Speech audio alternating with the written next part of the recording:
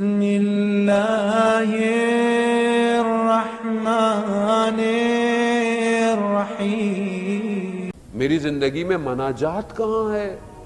خدا کو پکارنا کہاں؟ یہ دوسری خصوصیت ہے، یہ کہاں ہے میری زندگی میں؟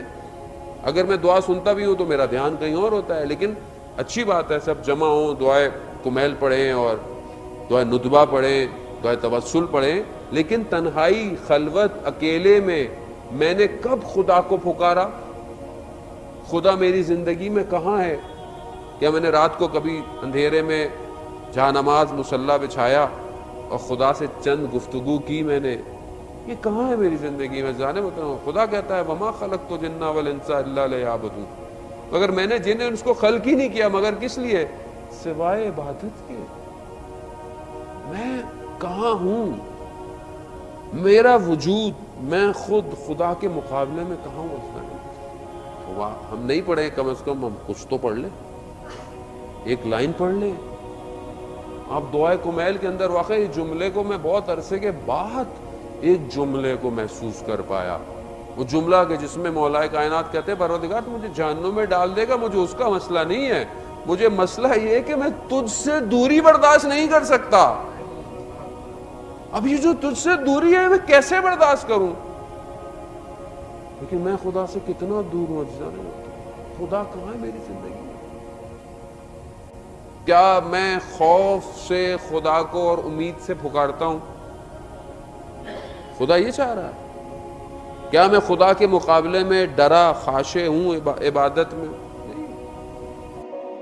اللہ بہجر رضوان اللہ تعالی علیہ فرماتے ہیں کہ اگر تمہیں خدا کے وجود کا احساس ہو جائے تو تم کبھی بھی گناہ نہیں کرو گے، کبھی بھی گناہ نہیں کرے گا۔ آپ کو پتا ہے سڑکوں میں کیمرے لگے ہوئے ہوں، وہ یہاں تو مجھے نہیں لگتا کہ لگے ہوئے ہوں، تو آپ کبھی سگنل بریک نہیں کریں گے، سیٹ بیلٹ باندھ کے رکھیں گے، کیونکہ لائٹ پڑے گی، پیسے دینے پڑیں گے۔ اور جو خدا کا کیمرہ ہر وقت آن ہے، کیونکہ نظر نہیں آ رہا، کیونکہ لائٹ نہیں پڑ رہی۔ کیوں نہیں پڑ رہی؟ کہ خدا نے ڈھیل دی۔ اگر ایک ایک لمحے پر اوپر سے کچھ پڑھنا شروع ہو جائے آدمی کو، مگر نہیں پڑھتا، لیکن جسے خدا پسند کرتا ہے خدا اسے نہیں چھوڑتا، جن سے خدا محبت کرتا ہے اسے اٹینشن دیتا رہتا ہے۔ یہ یاد رکھیے، زندگی میں جو مشکلات ہیں عزیزان محترم، یہ مشکلات خدا کی طرف سے لطف ہے، یہ یاد رکھیے۔ خدا نہیں چاہتا کہ میں غافل ہو جاؤں۔